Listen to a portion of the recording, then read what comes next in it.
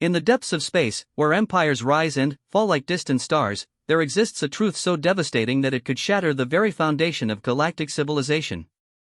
Princess Empress Zaratiel of the Valdorian Empire believed she knew everything about the Great War that nearly destroyed her people until she discovered the classified files about the human champion who ended it all. What she found wasn't the story of a heroic savior the galaxy had been told for decades. It was something far more terrifying, far more incredible, and far more human than anyone could have imagined.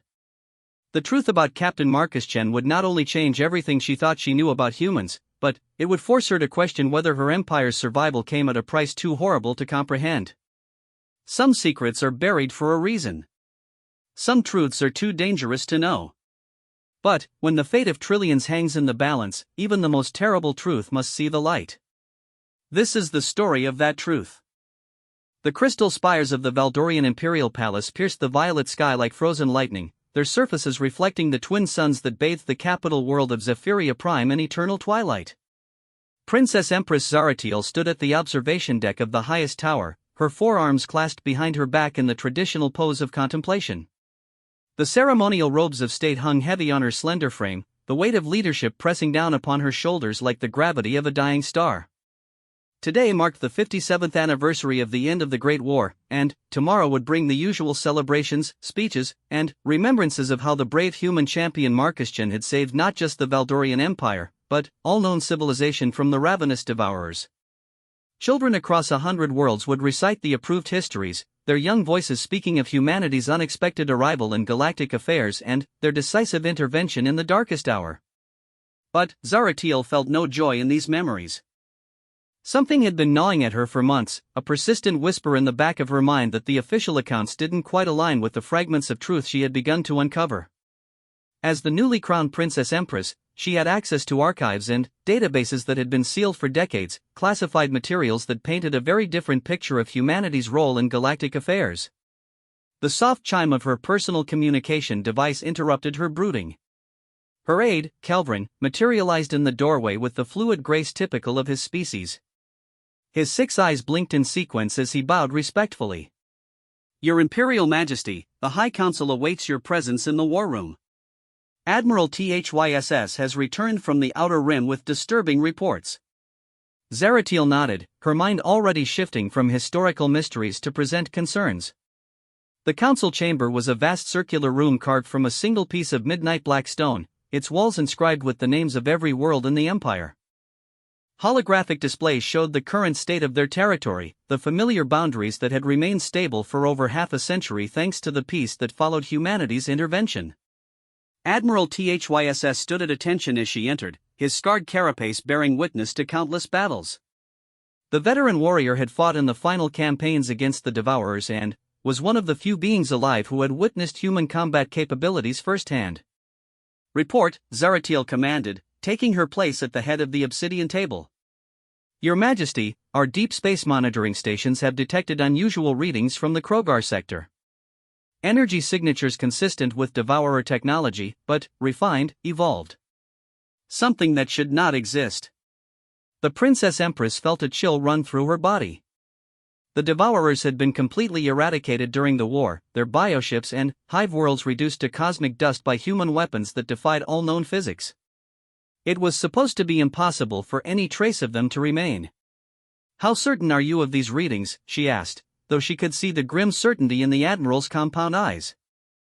97% accuracy, Your Majesty." But that's not the most troubling aspect. The energy patterns suggest they're not just Devourer technology, but something hybrid. Something that incorporates elements we cannot identify.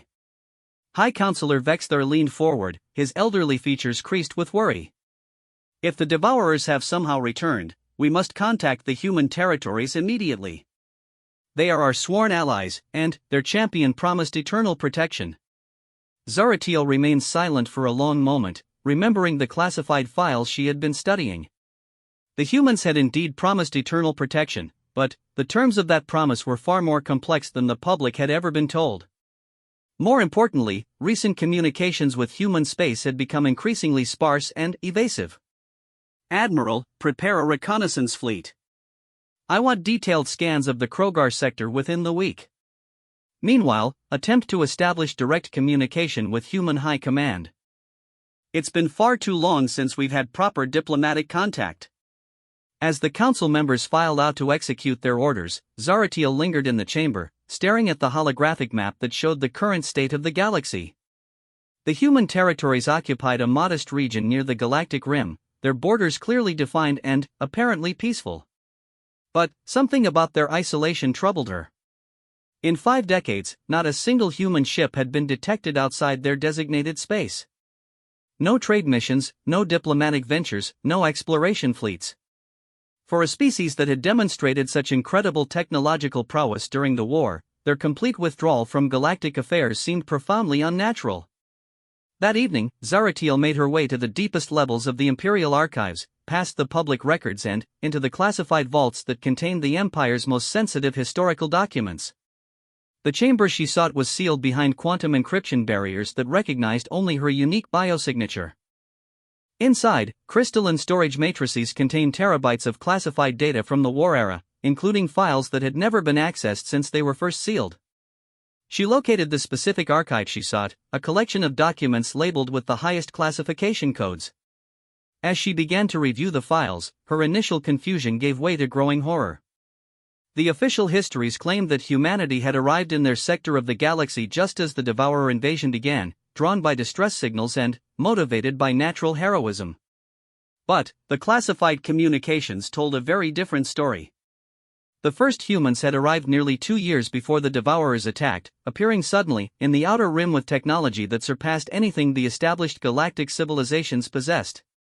Their ships moved without visible propulsion, their weapons defied conventional physics, and their bioscans revealed physiological adaptations that suggested a species shaped by unimaginable evolutionary pressures.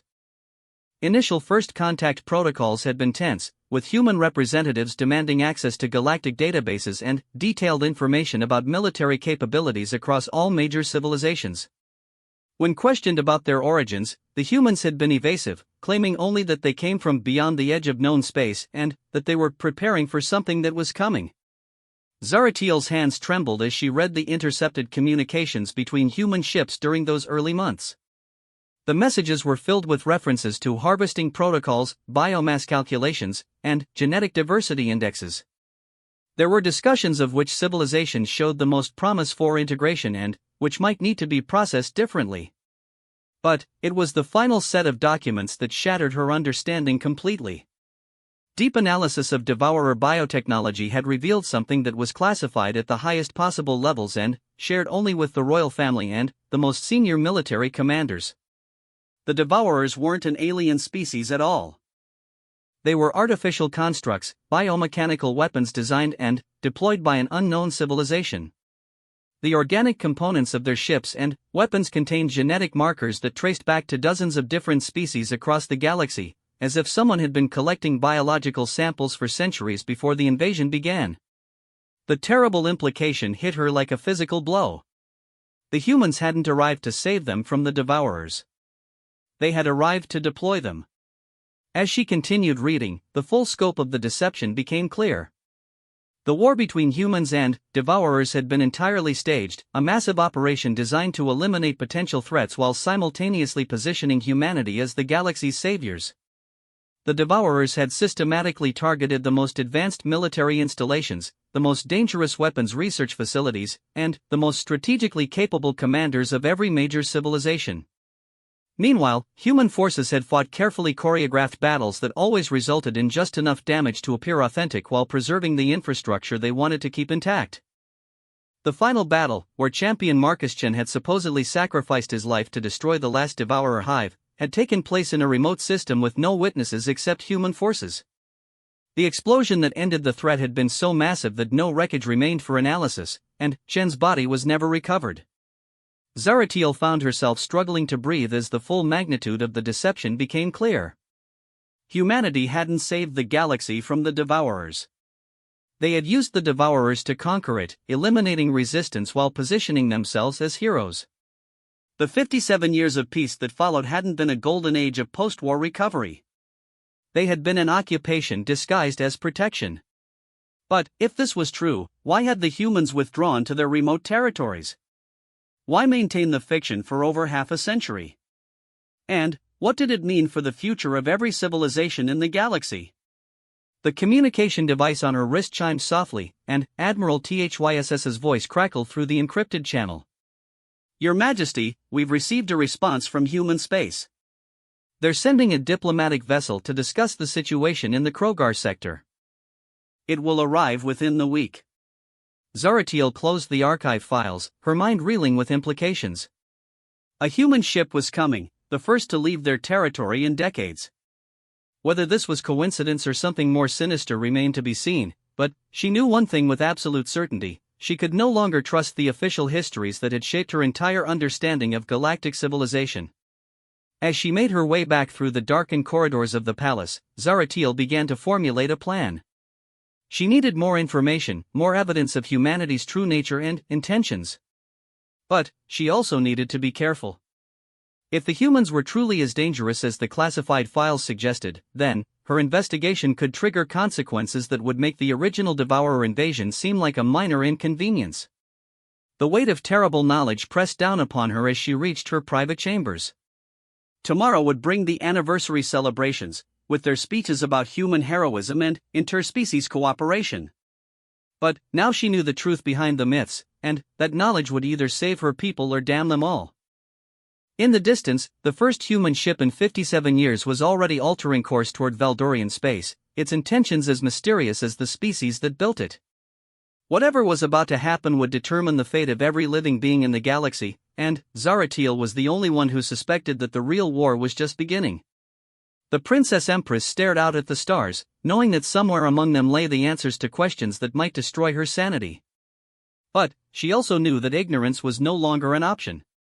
Too much was at stake, and too many lives hung in the balance. The truth about Marcus Chen and humanity's role in galactic affairs would have to be uncovered, no matter the cost. Because if she was right about what she had discovered, then every civilization in the galaxy was living on borrowed time, and the clock was about to run out. The human diplomatic vessel dropped out of hyperspace with an elegance that made Zaratiel's blood run cold. Unlike the angular, functional designs of most galactic civilizations, the human ship seemed to flow like liquid metal, its surface rippling with patterns that hurt to look at directly. It was beautiful in the way that a predator was beautiful, perfectly designed for purposes that lesser beings could only guess at. Admiral THYSS stood beside her in the observation deck of the orbital station, his scarred carapace gleaming under the artificial lights. The veteran warrior had fought alongside humans during the final campaigns against the Devourers, but even he seemed unsettled by the approaching vessel. "It's different from the ships I remember," he murmured, his compound eyes tracking the graceful movements of the human craft. "Smaller, but somehow more concentrated. As if they've refined their technology even further." Zaratiel nodded, her forearms clasped tightly behind her back to hide her nervousness. In the 3 days since the human ship had been detected approaching Valdorian space, she had continued her research into the classified archives, uncovering layer after layer of disturbing evidence. The more she learned, the more convinced she became that humanity's withdrawal from galactic affairs hadn't been a gesture of peaceful isolation. It had been a strategic retreat while they prepared for something larger. "Your Majesty," Kelbrin's voice interrupted her thoughts as her aide approached with a formal tablet. "The human vessel is requesting permission to dock. They've identified their ambassador as Helena Vasquez, Special Envoy for External Relations."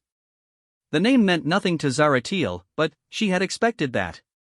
According to the classified files, humanity had always been extremely secretive about their leadership structure and internal organization. During the war, even their highest-ranking military officers had seemed to answer to mysterious superiors who never appeared in person. "Grant them docking permission at Bay 7, she commanded. "Full diplomatic honors, but maximum security protocols. I want bioscanners active and recording everything." As the human ship settled into the docking bay with impossible smoothness, Zaratiel made her way to the reception chamber. The room had been carefully chosen for this meeting, its walls lined with subtle sensors and recording devices that would capture every detail of the encounter. If the humans were truly as dangerous as she suspected, then every scrap of information could prove vital. The airlock cycled open with a soft hiss, and Ambassador Helena Vasquez stepped into Valdorian space for the first time in over 50 years.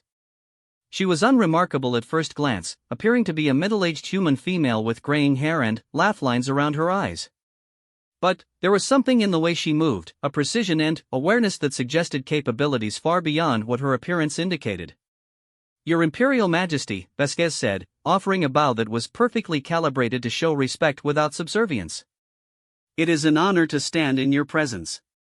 I bring greetings from the human Commonwealth and our sincere concern about the reports you've shared regarding the Krogar sector."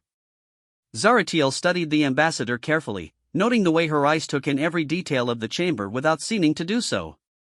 "Ambassador Vasquez, welcome to Valdorian space. We are grateful for humanity's continued friendship and protection." The words felt like ash in her mouth, but protocol demanded that she maintain the fiction of alliance until she understood what she was truly dealing with. Vasquez smiled warmly, but there was something in her expression that suggested she was aware of the subtext beneath their formal exchanges. "The Commonwealth remembers our obligations to our galactic neighbors," Vasquez replied. "The bonds forged during the Devourer War remain as strong today as they were 57 years ago. We take any threat to galactic stability very seriously indeed." They moved through the diplomatic pleasantries with practiced efficiency, but Zaratiel found herself increasingly unnerved by the ambassador's presence. Every word was perfectly chosen, every gesture precisely calculated. It was as if she was speaking with a machine that had been programmed to simulate human behavior rather than an actual living being. "Tell me about these energy readings in the Krogar sector," Vasquez said finally, settling into the offered chair with fluid grace. "Our own monitoring systems have detected some unusual phenomena, but we're curious about your interpretation of the data." Zaratiel felt a chill at those words. If humanity had their own monitoring systems tracking the same anomalies, why had they waited for Valdorian reports before responding? Either they were more involved in the situation than they were admitting, or they had been expecting something to happen in that region. "Our deep space sensors detected energy signatures consistent with Devourer biotechnology," she replied carefully. "Refined and evolved beyond what we encountered during the war. We're concerned that some fragment of their civilization might have survived." Vasquez nodded thoughtfully, but Zaratiel caught a brief flicker of something in her eyes. Amusement? Satisfaction? It was gone too quickly to be certain, but it was enough to confirm her worst suspicions. "That would indeed be troubling," the ambassador agreed. "The Commonwealth's scientific advisors assured us that the Devourers were completely eliminated during Champion Chen's final sacrifice. But biological organisms can be surprisingly resilient, and it's possible that some genetic material survived in a dormant state." The casual mention of Marcus Chen sent ice through Zaratiel's veins. According to the classified files, Chen's body had never been recovered from the explosion that supposedly ended the war. His sacrifice had become legend across the galaxy, but if her suspicions were correct, then the entire story was a fabrication designed to hide humanity's true role in the conflict. "Yes, Champion Chen's sacrifice saved us all," she said, watching Vasquez carefully for any reaction. "His heroism will be remembered forever. I don't suppose any record of his final transmissions survived? We would be honored to include them in our memorial archives." For just a moment, Vasquez's perfect diplomatic mask slipped, and Zaratiel saw something cold and calculating in her expression. Then, the smile returned, warm and apparently genuine. "I'm afraid the electromagnetic interference from the final battle corrupted most of our records from that period," Vasquez replied smoothly. "It's one of our great regrets that we cannot provide a more complete account of the champion's final moments." The lie was delivered with such practiced ease that Zaratiel felt a chill of genuine fear. If humanity was willing to fabricate the details of their greatest hero's death, what else were they hiding? And what did they really want from this meeting? "Perhaps we should focus on the current situation," she suggested, deciding to probe deeper. "If Devourer technology has indeed survived, we may need to coordinate our response. Your people's expertise in combating them would be invaluable." Vasquez leaned forward slightly, and, for a moment her expression became intensely focused. "Indeed. The Commonwealth has maintained extensive research into Devourer biotechnology over the decades, ensuring that we remain prepared for any potential resurgence. We would be happy to share our findings with our Valdorian allies." The offer was made with apparent generosity, but Zaratiel understood the implications. Humanity wanted access to Valdorian analysis of the Krogar sector anomalies, and they were willing to trade information to get it. But what kind of information would they actually provide? And how much of it would be accurate? That would be most welcome, she replied. Our scientists have made significant advances in sensor technology since the war. Perhaps we could arrange for a joint expedition to investigate the anomalies directly? The suggestion hung in the air between them, and Zaratiel watched as Vasquez considered her response. There was a calculating quality to her silence, as if she was weighing multiple variables before speaking. A joint expedition would certainly be possible, the ambassador said finally. Though given the potential dangers involved, we would need to ensure that proper safety protocols are followed. Human vessels are specifically designed to counter devourer threats, after all. Another perfectly reasonable statement that concealed a wealth of disturbing implications. If humanity wanted to control any investigation of the Krogar sector, it suggested they had something to hide. Or something to protect. The meeting continued for another hour, with both sides dancing around the real issues while maintaining a facade of diplomatic cooperation. Vasquez was skilled at extracting information while providing very little in return, and, by the time the ambassador departed, Zaratiel felt more convinced than ever that humanity was playing a much deeper game than anyone realized. That evening, she called an emergency session of her most trusted advisors. The group gathered in a secure chamber deep within the palace, its walls lined with jamming fields that would prevent any form of electronic surveillance. I believe we are facing a crisis that threatens the very existence of our civilization, she began without preamble. The humans are not what they appear to be, and I fear that their protection of the galaxy has been purchased at a price we are only now beginning to understand. Admiral THYSS shifted uncomfortably in his seat. Your Majesty, that is a very serious accusation. Do you have evidence to support such claims? Zaratiel activated a holographic display that showed the classified documents she had uncovered. The official histories of the Devourer War are incomplete at best, and deliberately falsified at worst. The humans arrived in our sector before the Devourers attacked, not after. They had advanced knowledge of the invasion, possibly because they orchestrated it themselves. High Counselor Vexthar's elderly features went pale as he studied the displayed information. By the ancient stars, if this is true, then everything we believe about the past 50 years is a lie. It gets worse, Zaratiel continued. Analysis of Devourer biotechnology revealed that they were artificial constructs, weapons designed by an unknown civilization. The genetic material in their organisms came from species across the galaxy, suggesting a long period of collection and study before the invasion began. The chamber fell silent as the implications sank in.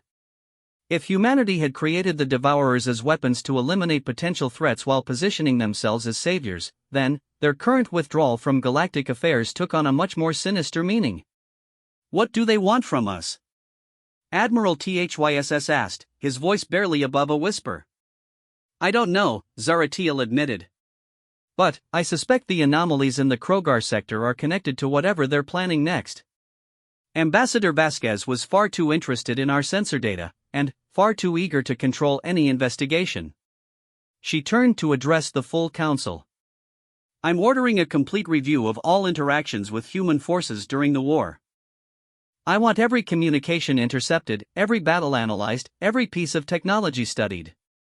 If there are clues to humanity's true intentions hidden in our archives, we need to find them. High Counselor Vexthar leaned forward, his expression grave. And if your suspicions prove correct? If humanity has been deceiving us for over 50 years? Zaratiel stared at the holographic display showing the energy readings from the Krogar sector, wondering what new horror might be emerging from that distant region of space. Then, we prepare for the possibility that the real war is just beginning. And, this time, we won't have the luxury of believing that someone is coming to save us. The meeting concluded with assignments and security protocols, but, as her advisors filed out of the chamber, Zaratiel remained behind to study the data one more time. Somewhere in the vast archives of galactic history lay the truth about humanity's origins and intentions. She would find that truth, no matter how terrible it might prove to be. Because if she was right about what humanity really was, then every living being in the galaxy was in far greater danger than they could possibly imagine. And time was running out to prepare for whatever was coming next. The breakthrough came at 3:17 in the morning, Valdorian Standard Time, when Chief Archivist Nethara burst into Zaratiel's private study with a data crystal clutched in her trembling hands.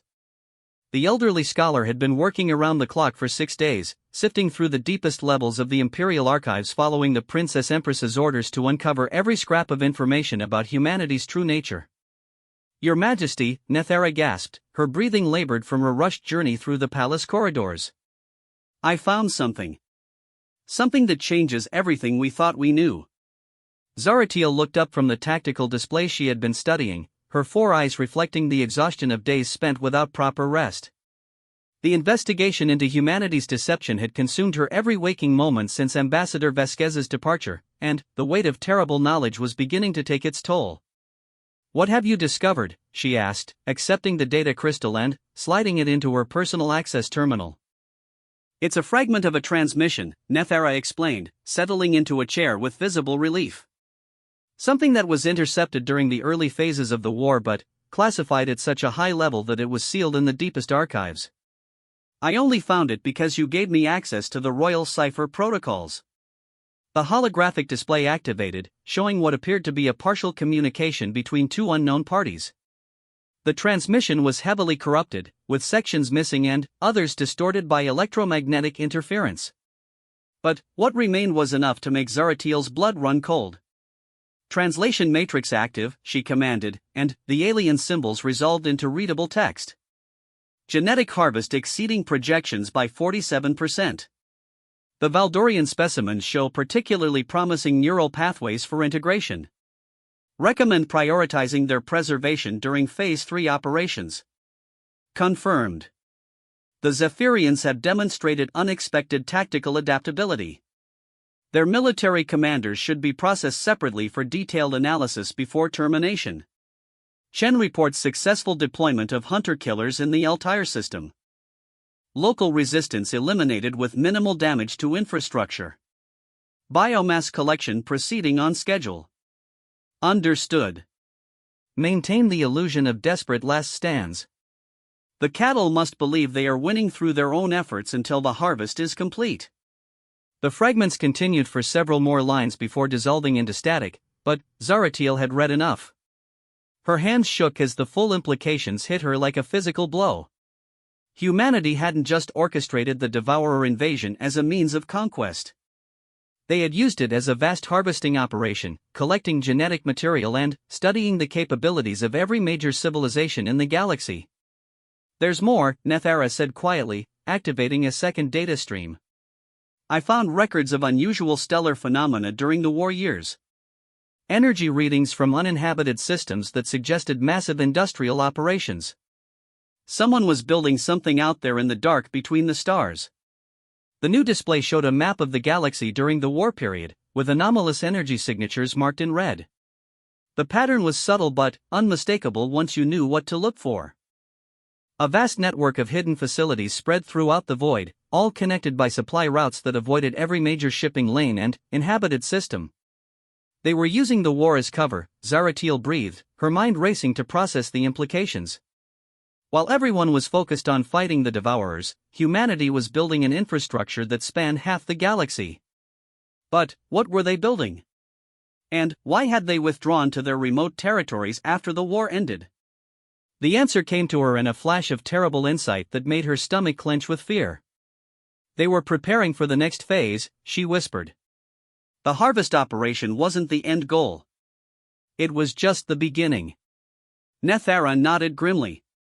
"There's one more thing, Your Majesty." "I traced the energy signatures from those hidden facilities, and several of them lead directly to the Krogar sector. Whatever humanity built out there during the war, it's connected to the anomalies our sensors detected." The pieces of the puzzle were falling into place with horrifying clarity. Humanity hadn't withdrawn from galactic civilization out of benevolence or peaceful intentions. They had retreated to complete whatever project they had been working on for over 50 years. And now something in the Krogar sector was activating, which meant their preparation phase was coming to an end. "Send immediate orders to Admiral THYSS, Zaratiel commanded, rising from her chair with grim determination. I want our most advanced reconnaissance ship dispatched to the Krogar sector immediately. Full stealth protocols, maximum sensor packages, and orders to maintain absolute communication silence until they return. Your Majesty, that will violate our agreement with the human Commonwealth, Nethera pointed out. They specifically requested that any investigation be conducted jointly. The human Commonwealth can file a formal complaint after we discover what they're hiding, Zaratiel replied coldly. If my suspicions are correct, then every moment of delay increases the danger to our people. As Nethera hurried away to deliver her orders, Zaratiel remained in her study, staring at the star charts and trying to comprehend the magnitude of humanity's deception. For over half a century, every major civilization in the galaxy had lived under the protection of beings they believed to be their saviors. In reality, they had been laboratory specimens, studied and catalogued for purposes that remained unclear. But what was humanity's ultimate goal? The genetic harvesting suggested some form of biological experimentation, but the scale of their hidden infrastructure implied something far more ambitious. Were they planning another invasion? Some form of transformation of the galaxy itself? Or something even more unthinkable? 3 days later, the reconnaissance ship Shadowhawk returned from the Krogar sector with data that confirmed Zaratiel's worst fears. Captain Velterun, a veteran intelligence officer with nerves of crystallized steel, stood at attention in the secure briefing room, but his compound eyes betrayed a level of terror that chilled everyone present. Your Majesty, he began, his voice steady despite the horror of what he was about to report. What we discovered in the Krogar sector defies all conventional understanding of technology and physics. The humans have constructed something that can only be described as a galaxy-scale weapon. The holographic display activated, showing detailed scans of what appeared to be a massive space station orbiting a dead star. But, as the image zoomed in, it became clear that this was no ordinary construction. The station stretched across millions of kilometers, its surface covered with structures that seemed to grow and shift like living tissue. The energy readings are off the scale, Captain Velterun continued. This facility is drawing power directly from the star's core, processing it through technologies that our sensors cannot even begin to analyze. But the most disturbing aspect is the biological component. The display shifted to show close-up scans of the station's surface. What had initially appeared to be mechanical structures were revealed to be massive organic growths, pulsing with their own internal rhythms and connected by networks of vessels that resembled blood circulatory systems. It's alive, Admiral Thyss whispered, his scarred carapace gleaming with perspiration. The entire station is some form of living organism. Not just living, Captain Velterun corrected grimly. Intelligent. Our passive scans detected neural activity patterns consistent with a distributed consciousness of unimaginable complexity. Whatever this thing is, it's thinking on a scale that encompasses the entire structure. Zaratiel studied the images with growing dread. The organic components of the station showed genetic markers that were hauntingly familiar, traces of DNA from dozens of species across the galaxy. Humanity hadn't just been collecting genetic material during the war. They had been building something with it, creating a hybrid organism that incorporated the best characteristics of every major civilization. There's more, the captain continued. We detected similar facilities in 17 other systems, all connected by some form of quantum communication network. This isn't just one weapon, Your Majesty. It's a distributed system that spans half the galaxy. The implications hit the assembled council like a tsunami of horror. Humanity had spent over 50 years building a network of massive biomechanical weapons, each one powered by stellar energy and possessed of its own intelligence. The scale of the project dwarfed anything any civilization had ever attempted. What is their purpose? High Counselor Vexthar asked, though his expression suggested he already feared the answer. Captain Velterun hesitated before responding. Based on the energy patterns and organic configurations, our xenobiologists believe these facilities are designed for large-scale genetic manipulation. Not just of individuals, but of entire planetary populations. They could theoretically alter the genetic structure of every living being within several hundred light-years. The chamber fell silent as the true scope of humanity's plan became clear. They hadn't been content to conquer the galaxy through military force. They were preparing to transform it, to remake every species according to their own design. The genetic harvesting during the war hadn't been for study. It had been for templates, blueprints for the new forms of life they intended to create. How long before they're operational? Zaratiel asked, though she dreaded the answer. Unknown, Your Majesty. But, the energy buildup suggests they're entering some form of final preparation phase. Days, perhaps weeks, but certainly not months. Zaratiel stood and walked to the chamber's viewing port, staring out at the peaceful starfield that surrounded Valdorian space. Somewhere out there in the darkness, 18 massive bioweapons were preparing to transform the galaxy into something unrecognizable. Every planet, every species, every individual would be altered to serve humanity's vision of galactic order. But, there was one thing that still puzzled her. Why had humanity waited so long? They could have activated their weapons decades ago, when the galaxy was still weakened from the Devourer War. What had they been waiting for? The answer came to her with terrible clarity as she remembered Ambassador Vasquez's interest in the Krogar sector anomalies. Humanity hadn't been waiting for their weapons to be ready. They had been waiting for the galaxy to recover, for populations to grow and civilizations to flourish. They wanted the maximum possible genetic diversity when they began their transformation process. "They've been farming us," she said quietly, the words barely audible in the silent chamber. "For 50 years, they've been letting us grow and develop, increasing the genetic material available for their project." Admiral THYSS joined her at the viewing port, his expression grim. "What do we do, Your Majesty? How do we fight beings capable of constructing weapons that dwarf our entire civilization?" Zaratiel turned back to face her council, and, for the first time since discovering the truth about humanity, she felt a spark of hope. "We do what they don't expect us to do. We tell everyone. Every civilization, every world, every individual who will listen. Humanity's greatest weapon has been secrecy, the illusion that they are our protectors. But, now we know the truth." She activated the chamber's communication array, preparing to send the most important message in galactic history. "Alert every government, every military commander, every citizen who can receive this transmission. Tell them that the real war is about to begin, and, this time we know who the enemy really is." The transmission that went out from Valdorian space that day would shatter the peace that had lasted for over half a century. But, it would also give the galaxy its first real chance to fight back against an enemy that had been deceiving them for decades. Whether it would be enough remained to be seen, but, for the first time since discovering the truth about humanity, Zaratiel felt something other than despair. She felt the grim satisfaction of a warrior preparing for battle, knowing that while the odds were impossible, the fight itself was just. The response to Zaratiel's galaxy-wide transmission was swift and chaotic. Within hours of the broadcast, emergency sessions were convened on every major world, military forces were mobilized, and panic began to spread through civilian populations across dozens of star systems. But, it was the response from human space that confirmed everything the Princess Empress had feared. Ambassador Vasquez returned to Valdorian space within 18 hours, her diplomatic vessel accompanied by 3 escort ships that radiated menace despite their sleek, elegant designs.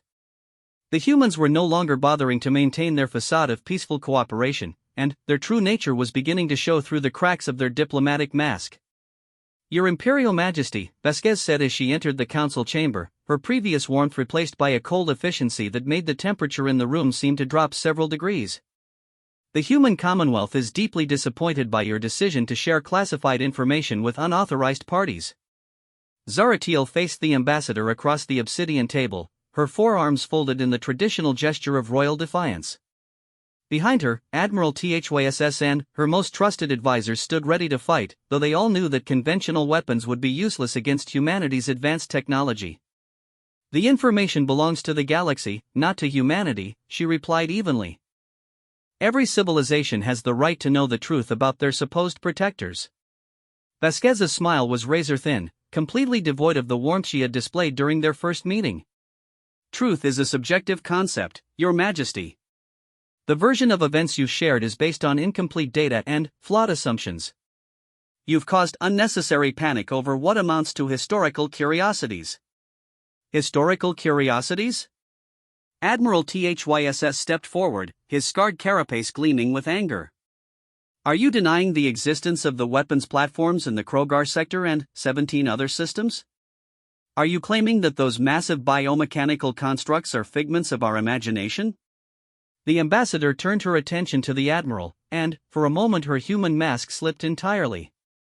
The expression that crossed her face was one of such alien coldness that several council members actually stepped backward in instinctive fear. Admiral THYSS, she said quietly. I remember you from the final battles of the war. You fought with considerable skill against the Devourers, showing tactical innovations that our analysts found quite instructive. The words hung in the air like a physical threat, and Zaratiel realized with growing horror that Vasquez wasn't just acknowledging the Admiral's service. She was revealing that humanity had been studying their allies during the war, cataloging their capabilities and recording their tactical approaches for future reference. You've been watching us, she said, the pieces of a larger puzzle falling into place. Not just during the war, but afterwards. For 50 years, you've been monitoring our development, our population growth, our technological advancement. Vasquez nodded approvingly, as if praising a student who had finally grasped a difficult concept. The human commonwealth takes its protective responsibilities very seriously. Ensuring the continued stability and development of galactic civilization requires constant vigilance. Development toward what end? High Counselor Vexthar demanded, his elderly voice shaking with rage. What gives you the right to treat us like laboratory specimens? The ambassador's expression shifted to something that might have been pity on a genuinely human face, but on hers it looked like the condescension of a parent dealing with a particularly difficult child. Counselor, you're approaching this from a fundamentally flawed perspective. You assume that different species in the galaxy represent independent evolutionary paths with equal validity. But the evidence suggests otherwise. The galaxy is filled with civilizations that have reached evolutionary dead ends, species that lack the potential for true advancement beyond their current limitations. She activated a portable holographic display that showed a complex three-dimensional map of genetic relationships between galactic species. Humanity has spent considerable time and resources studying the biological and cultural development of every major civilization. What we've discovered is that most species possess certain valuable traits while lacking others essential for long-term survival and growth.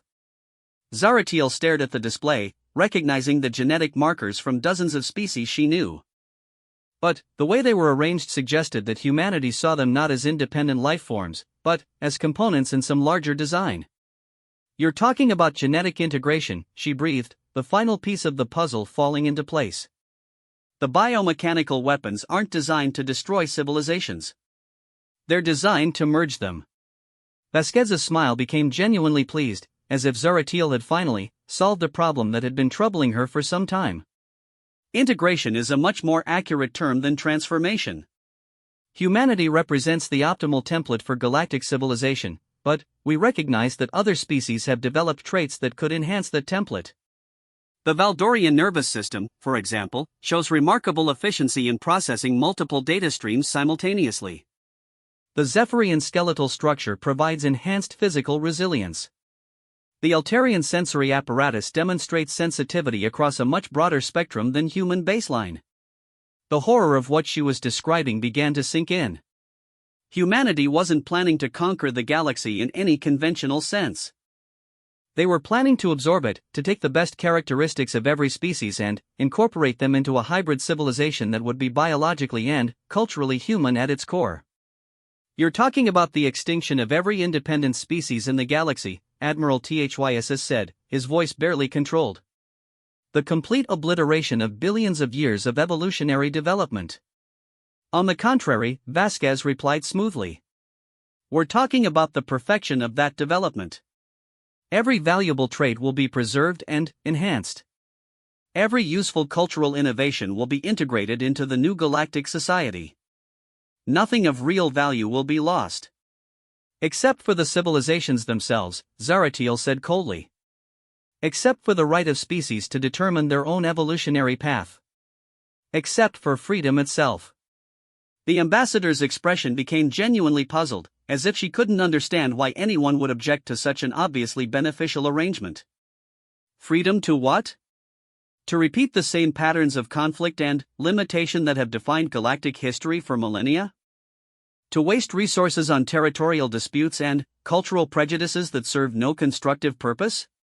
She gestured to the holographic display, which shifted to show historical patterns of warfare and territorial expansion across the galaxy. Look at the data objectively. In the 15,000 years of recorded galactic history, how many advances have been made in fundamental areas like consciousness expansion, reality manipulation, or transcendence of physical limitations? How many species have successfully evolved beyond their biological origins? The question hung in the air, and Zaratiel realized with growing dread that from humanity's perspective, their plan probably did seem logical and beneficial. If you viewed other species as collections of useful traits rather than independent beings with their own rights and destinies, then integration would indeed appear to be an optimal solution. What about choice? She asked quietly. What about the right of individuals and civilizations to refuse your integration? Vasquez's expression became genuinely sad, but there was no warmth in it. Your Majesty, you're asking whether we should allow civilizations to choose evolutionary stagnation over advancement. Whether we should permit the continuation of suffering and limitation when we have the means to eliminate both. The answer should be obvious. The answer is that it's not your decision to make, Admiral Thys growled, his hand moving unconsciously toward his ceremonial weapon. No species has the right to impose its vision on others, regardless of how beneficial they believe it to be. The ambassador turned her attention back to him, and her expression became cold again. Admiral, you fought alongside human forces during the war. You saw our capabilities firsthand. You know what we're capable of accomplishing when we dedicate ourselves to a goal. Do you really believe that any force in the galaxy can prevent us from completing our work? The threat was delivered with casual confidence, but it carried the weight of absolute certainty. Humanity had spent over 50 years preparing for this moment, building weapons that dwarfed anything the galaxy had ever seen. They weren't making empty boasts about their capabilities. But Zaratiel had spent the past week studying humanity's methods and psychology, and she had begun to understand their greatest weakness. They were supremely confident in their technological superiority, but they had underestimated the determination of beings fighting for their very existence. You're right that we can't match your technology, she admitted. But you've made one critical error in your planning. You've assumed that galactic civilization would remain passive once they learned the truth about your intentions. Vasquez frowned slightly, the first sign of genuine concern she had displayed. What do you mean? My transmission didn't just reveal the existence of your weapons platforms. It included detailed technical data about their construction and operation. Every major civilization in the galaxy now knows exactly what they're facing, and they're all working together to find ways to counter your technology. The ambassador's confident expression faltered slightly. That's impossible. The weapons platforms are constructed using technologies that are centuries beyond anything available to galactic civilization. There's no possible way to disrupt their quantum communication networks? Zaratiel interrupted, enjoying the look of shock that crossed Vasquez's face. To overload their stellar power collectors? To introduce viruses into their biological control systems? You're right that we can't match your technology, but we don't have to. We just have to understand it well enough to break it. For the first time since her arrival, Ambassador Vasquez looked genuinely alarmed. The confidence that had defined her throughout their conversations was beginning to crack, revealing something desperate and almost frantic underneath. You don't understand what you're interfering with, she said, her voice taking on an urgent quality. The integration process has been in development for over 2 centuries. Every aspect has been carefully calculated to ensure optimal outcomes for all participants. If you disrupt the process at this stage, the consequences could be catastrophic. More catastrophic than the extinction of galactic civilization? Admiral Thys asked sarcastically. Yes, Vasquez replied with absolute seriousness. The weapons platforms aren't just integration tools. They're also containment systems, designed to prevent the release of energies that could destabilize entire star systems. If they're damaged or destroyed in an uncontrolled manner, the resulting explosions could trigger a cascade reaction that would make the Devourer invasion look like a minor inconvenience. Zaratiel felt a chill of renewed fear as she realized the implications. Humanity hadn't just built weapons capable of transforming galactic civilization. They had built them in such a way that any attempt to destroy them could result in even greater devastation. It was the ultimate failsafe, ensuring that their victims would have no choice but to submit to integration rather than risk total annihilation. But there was something in Vasquez's expression that suggested she wasn't telling the complete truth. The ambassador was genuinely worried about the consequences of damaging the weapons platforms, but her fear seemed to go beyond concern for galactic safety. She was afraid of something else, something that she hadn't revealed. "What aren't you telling us?" Zaratiel demanded. "What happens if the integration process is disrupted?" Vasquez hesitated for a long moment, and, when she finally spoke, her voice was barely above a whisper. "The platforms aren't just connected to each other. They're connected to Earth. To humanity itself. If the network is destroyed, the feedback could." She trailed off, unable or unwilling to complete the thought. But Zaratiel understood with sudden clarity what she was really saying. Humanity had built their galaxy-spanning weapon system, but they had made themselves an integral part of its operation. If the platforms were destroyed, the consequences wouldn't just affect their intended victims. They could destroy humanity itself. For the first time since discovering the truth about the Devourer War, Zaratiel smiled. Because she had just discovered humanity's greatest weakness, and the key to saving galactic civilization point for the revelation of humanity's vulnerability changed everything. As Ambassador Vasquez realized what she had accidentally revealed, her composed diplomatic facade crumbled completely, revealing the desperate calculation of a species that had gambled everything on a plan that was spiraling beyond their control. "You cannot interfere with the integration process," she said, her voice taking on a pleading quality that was completely at odds with her previous confidence. "Too much depends on its successful completion. Not just for the galaxy, but for humanity itself." Zaratiel studied the ambassador with new understanding. "You've built your entire civilization into the weapon system, haven't you? The biomechanical platforms aren't just tools you created. They're extensions of humanity itself, connected to your homeworlds through quantum entanglement networks that would carry any disruption directly back to Earth."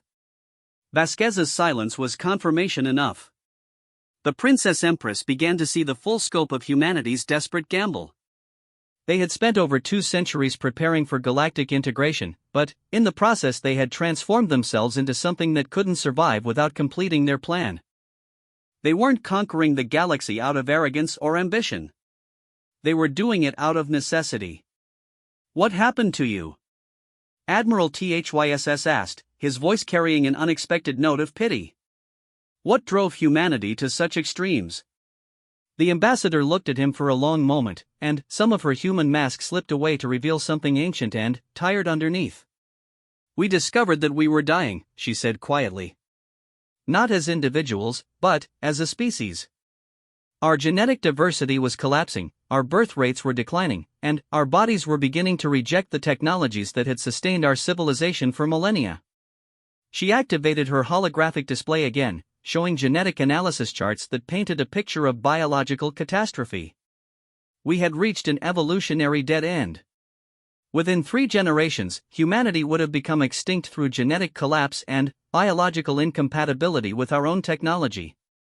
Zaratiel felt a chill as she understood the implications. "So you decided to solve the problem by absorbing the genetic diversity of other species?" "We had no choice," Vasquez replied, her voice carrying the weight of desperate justification. "Every alternative led to extinction.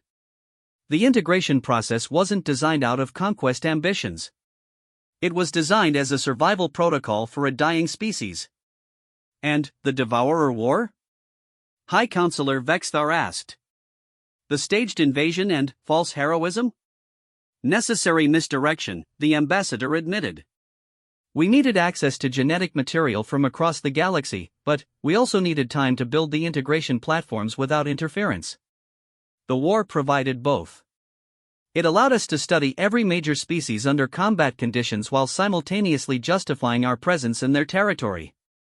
The scope of humanity's deception was staggering, but Zaratiel was beginning to understand the psychology behind it.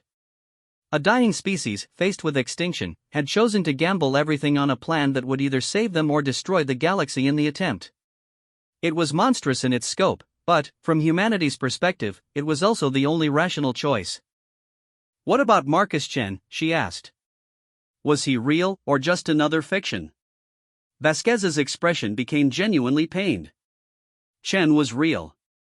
He was one of our best military commanders, and one of the few humans who objected to the integration protocol.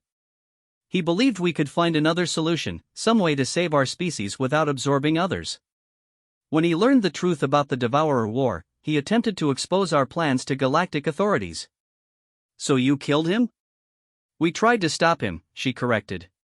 "But Chen managed to reach the primary weapons platform before we could intervene. He attempted to destroy it, believing that would end our plans. Instead, his sabotage triggered a cascade failure that killed him and damaged the integration network so severely that it took us 50 years to repair." The pieces fell into place with horrible clarity. Marcus Chen had been a genuine hero after all, but not in the way the galaxy remembered him. He had died trying to prevent humanity's plan, not to save the galaxy from external invasion. His sacrifice had bought them 5 decades of freedom, though no one had realized it at the time. "But, now the network is operational again," Admiral THYSS observed. "More than operational," Vasquez confirmed. "Chen's sabotage taught us that the platforms needed to be more robust, more integrated. The current network is so thoroughly connected to humanity's biological and technological infrastructure that any disruption would propagate directly back to Earth and our colony worlds." Zaratiel understood the trap that humanity had built for themselves. In making their weapon system more secure, they had also made it impossible to abandon their plan without triggering their own extinction. They were committed to galactic integration because the alternative was racial suicide. But that same commitment had also created an opportunity for the galaxy to fight back. "You're afraid," she realized. "Not just of failure, but of the galaxy's response once they understand what you've revealed. Because now every species knows that destroying your platforms won't just prevent integration. It will eliminate humanity as well." Vasquez nodded reluctantly. "The quantum entanglement networks that connect the platforms to our home worlds cannot be severed without catastrophic feedback. If the galaxy chooses to destroy the integration system, they will be committing genocide against humanity." "Good," Admiral THYSS said bluntly. "Perhaps that's exactly what needs to happen." The ambassador recoiled as if she had been struck. "You would murder an entire species to preserve your independence? You would choose genocide over integration?" "We would choose freedom over extinction," Zaratiel corrected. "But that's not the only choice available. There is a third option that you haven't considered." Vasquez frowned, clearly puzzled by the suggestion. "What third option?" "Cooperation," the Princess Empress replied. "Not the forced integration you've planned, but genuine cooperation between equals. Humanity's genetic problems are solvable through conventional medicine and biotechnology. You don't need to absorb other species to save yourselves." "Impossible," the ambassador said immediately. "We've spent 2 centuries analyzing our genetic collapse. There's no conventional solution that could. There is if you're willing to accept help from species you haven't been studying as laboratory specimens," Admiral THYSS interrupted. "The Valdorian medical establishment has made significant advances in genetic therapy over the past 50 years. The Zephyrians have developed biotechnologies that could solve your reproductive difficulties. The Altarians have consciousness transfer techniques that could preserve your cultural heritage even if your physical forms need to be modified." Vasquez stared at him in obvious shock. "You would offer medical assistance to a species that has been deceiving and manipulating you for decades?" "We would offer assistance to fellow beings facing extinction," Zaratiel said firmly. "That's what civilized species do for each other. It's what you should have done from the beginning instead of constructing elaborate deceptions and planning forced integration." For a long moment, the chamber was silent as the ambassador processed this unexpected offer. When she finally spoke, her voice was filled with something that might have been hope. "The integration protocols could theoretically be modified," she said slowly. "Instead of forced absorption, we could implement voluntary cooperation agreements. shared research, medical assistance, cultural exchange programs. But it would require shutting down the weapons platforms, abandoning years of preparation, and trusting that the galaxy won't destroy you out of revenge once you're vulnerable, High Counselor Vexthar added. Vasquez nodded, her expression troubled. That's the real challenge. Humanity has committed acts that many would consider unforgivable. Why would galactic civilization choose cooperation over retribution? Zaratiel moved to the chamber's viewing port, staring out at the stars that had seemed so peaceful just days earlier. Because the alternative is mutually assured destruction. If we destroy your platforms, we commit genocide against humanity. If you activate them, you commit genocide against the galaxy. Neither option leads anywhere except to death and destruction. She turned back to face the ambassador. But cooperation offers something different. It offers the possibility that all of our species can survive and thrive together, as equals rather than as predator and prey. Admiral Thyss stepped forward, his scarred carapace gleaming with determination. I fought in the war believing I was defending my people from alien invasion. I discovered that I was actually defending them from deception and manipulation. But I would rather fight alongside former enemies than die with them in a conflict that serves no one. Vasquez was quiet for a long time, and, when she finally spoke, her words carried the weight of a decision that would determine the fate of the galaxy. I will return to human space and present your proposal to the Commonwealth leadership, she said. I cannot guarantee they will accept it. Many of our people believe that integration is the only path to survival, and they may not be willing to trust the galaxy's promise of cooperation. Then, you'll have to convince them, Zaratiel replied. Because the alternative is a war that will destroy us all, and leave the galaxy empty except for the ruins of civilizations that were too proud to choose survival over victory. As Ambassador Vasquez prepared to depart, Zaratiel realized that the truth she had uncovered about humanity was far more complex than she had initially believed. They weren't evil conquerors seeking dominion over the galaxy. They were a desperate, dying species that had chosen the wrong solution to an existential crisis. But they were still capable of choosing differently, if they could find the courage to trust in the compassion of the very species they had deceived. The next few weeks would determine whether the galaxy could find a path forward that preserved all of its civilizations, or whether the truth about humanity's deception would lead to a final war that left nothing but silence among the stars. But, for the first time since discovering the classified files about the Devourer War, Princess Empress Zaratiel felt genuine hope. Because the truth, no matter how terrible, was always better than the most beautiful lie. And, in the light of truth, even former enemies could find ways to become allies. The fate of the galaxy hung in the balance, but at least now every species would face that fate with their eyes open, knowing exactly what they were fighting for and why it mattered. In the end, that might be enough to save them all.